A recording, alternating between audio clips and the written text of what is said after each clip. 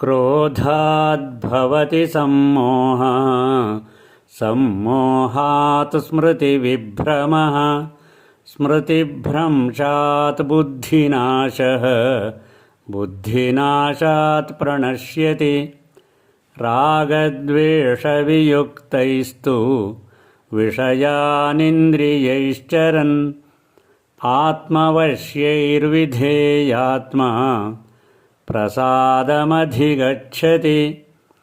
प्रसादे सर्वदुःखानां हानिरस्योपजायते